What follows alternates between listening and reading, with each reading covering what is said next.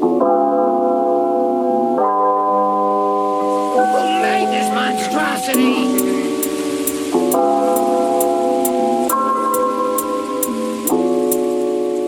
Pick the Percocet, set, icy on my neck, hit you with that check, teachers by the flex. What's good? What's going on? What's new? What's happening? Our reactions here. Welcome back to the channel. Please be sure to like, comment, subscribe, turn on all post notifications, and help promote the video. I don't know why I keep doing this, like as if I'm trying to point to turn on all post notifications like it's at my back, but habits, I guess. We're here to check out another video by Kage the Don, the Raikage versus Naruto and Killerbee. While Tsunade stood by and watched and decided what to do in terms of who she would support. So let's dive on in. Okay, so boom! The scene kicks off with Naruto and Killerbee sprinting to the battlefield. Using his nine-tailed chakra cloak abilities, he can sense that all the allied forces are getting worked right now. So in a true protagonist fashion, he's on his way to save the day. But before they could get any closer, Lady Tsunade and the Raikage jump in front of them to stop them in their tracks. Naruto and Killerbee are both in shock, but for different reasons. Naruto's confused as to why they're stopping them in the first place, but this man Killerbee is just mesmerized by Tsunade's big bazookas. There's a whole war going on, and this is what he's focused on? Hey, he just like me for real. His brother snaps him out of his trance, and Killerbee justifies the staring by saying, I promise I meant no offense. It's just that the Hokage's jokes are definitely a mess. Here he go with them garbage bars, y'all. This gonna be a long video. The Raikage cuts straight to the chase by letting them know that they're there to stop them. He talked. Bro, this is how you know Tsunade was in a real dilemma in terms of this situation.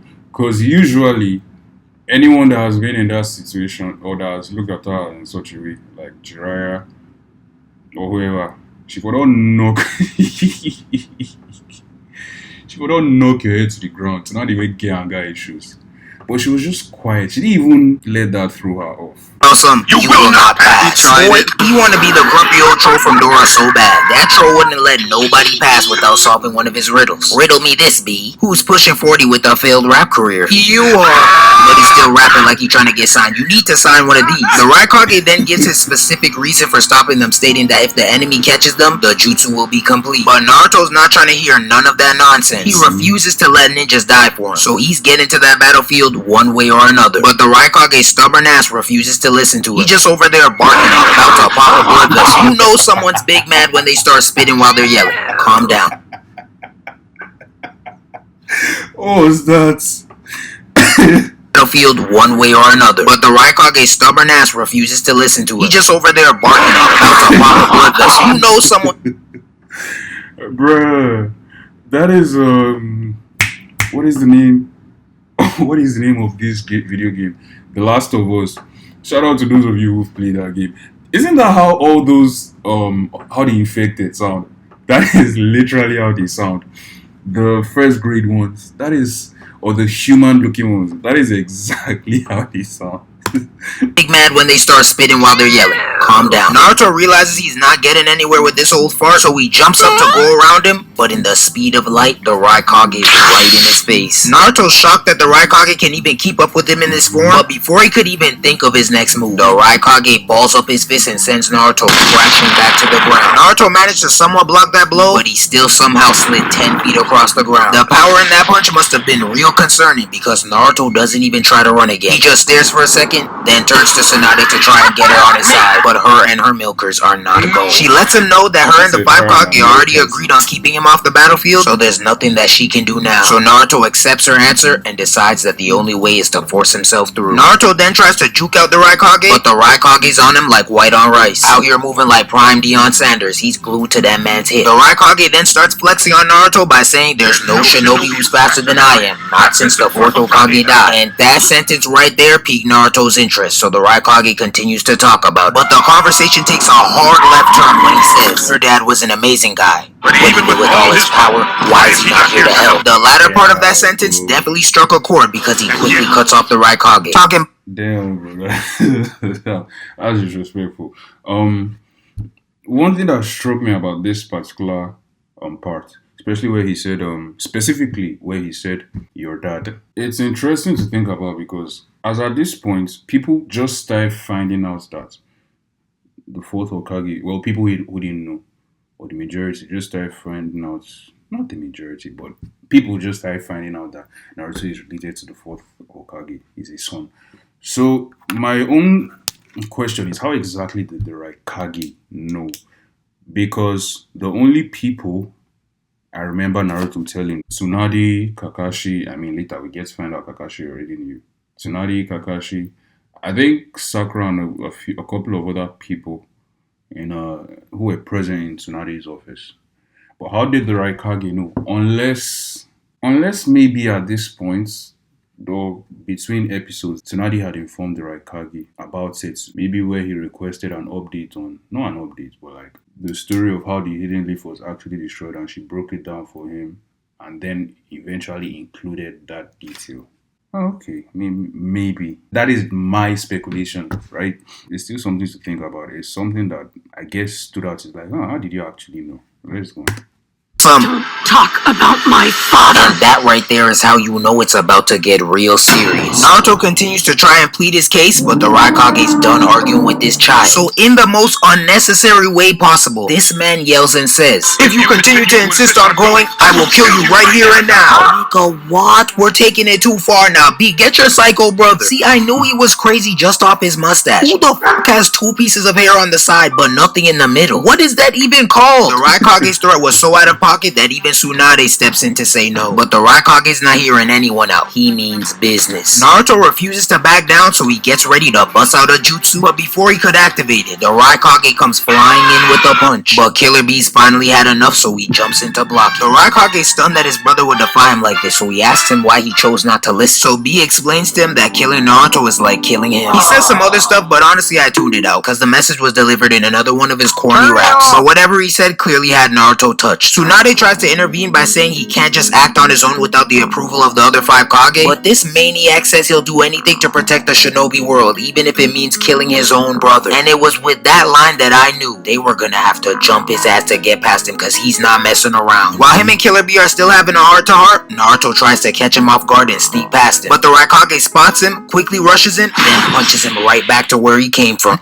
I think it's very interesting that the Raikage's lineage, specifically him and his father, the third Raikage, this is the fourth Raikage for those of you who don't know, but specifically him and his father, I think it's very crazy that, and interesting really, that they combine both insane speed and raw strength. The speed, of course, it comes from lightning chakra nature. The strength, in as much as it is chakra infused as well, I can't necessarily say that is a lightning based ability, although it might be. I can't necessarily say that, but it's definitely chakra infused.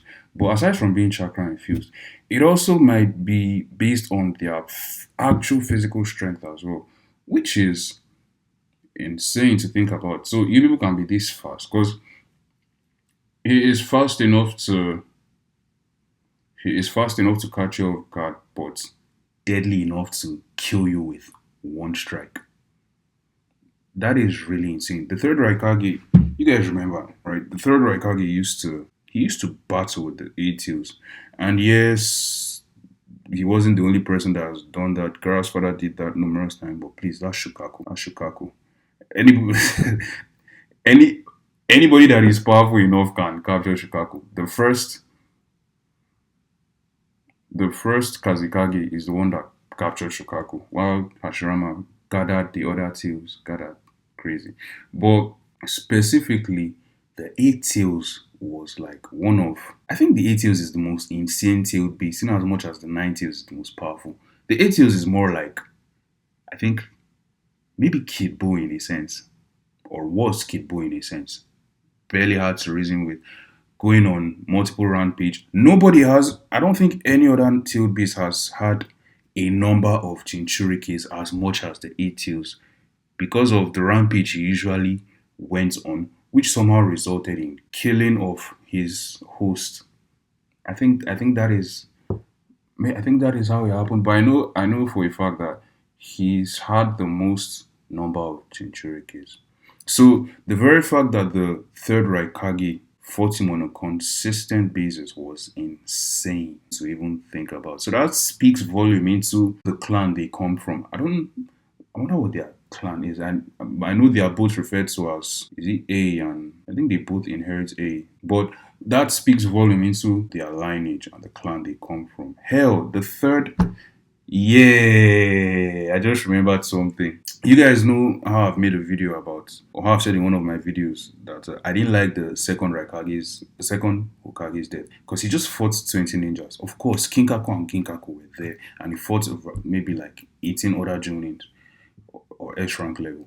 But in as much as they were very powerful, they were just 20. So I didn't see the point of him dying. And even if you want to make the argument of him battling people that were infused by the chakra of the Night Hills. The third Raikage, you remember how he died? For those of you who don't know, this man fought against 8,000. Was it 8,000 or 10,000? For 3 days. 3 freaking days. When I saw that, I was like, nah, man. I was like, nah. Tobirama should have not died like that. If anything, he was better off being killed by an illness. So basically that speaks volume into the power of the Raikages. Their clans, but specifically them.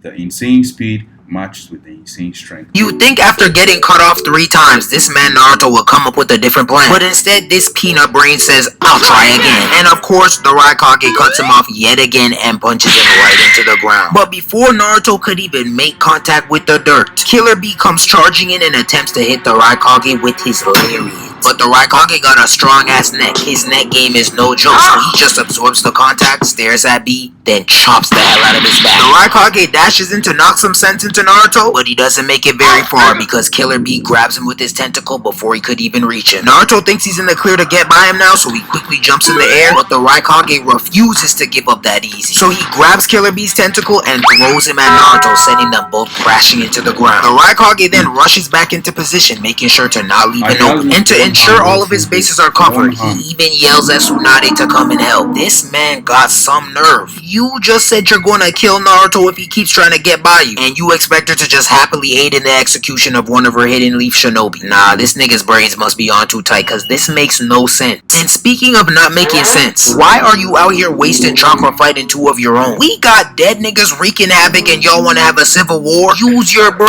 During the Raikage threat to pack up Naruto triggered a Naruto flashback, and that's when we see memories from when Naruto protected Lady Tsunade from Kabuto. This flashback alone was enough to snap Lady Tsunade back to her senses, and now she's standing face to face with the Raikage to help Naruto and B pass. The Raikage proceeds to ask her why she's switching up, and that is when she gives the same exact explanation I just gave, basically saying that they should use every weapon they have, including their Jinchurikis. Oh my god! Wow! So we do have brains. My thing is though, was this not a counter argument that was brought up at the meeting? You're telling me one man just said, I got an idea, let's lock up the Jinchurikis the whole war, and y'all were like, shit, that sounds good to me. Like I'm just trying to go home for it. Shaking my head, y'all gotta do better. While the Raikage's still pressing Tsunade for switching sides, Killerbee charges at him and tries to hit him with that same lariat again. And of course, the Raikage's thick neck eats that blow like a 4-for-4 Wendy's meal. The Raikage then goes in for a punch to the gut, but so does B, so they both end up pounding each other at the same time. What did you say?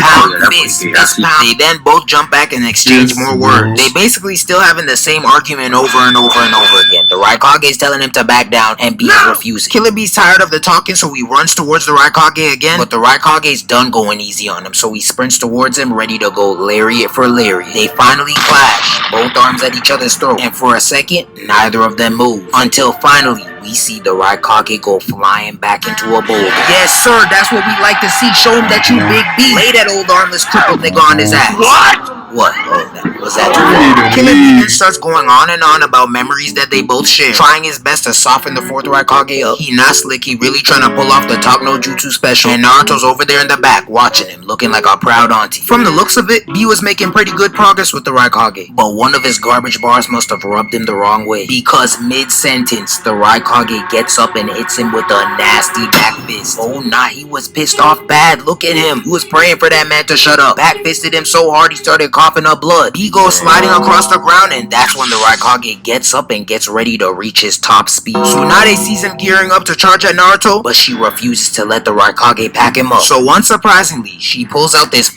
interesting fact.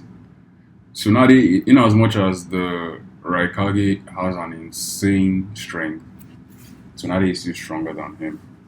There was this episode where they arm wrestled, and Tsunade was winning. I think she was even drunk, I think.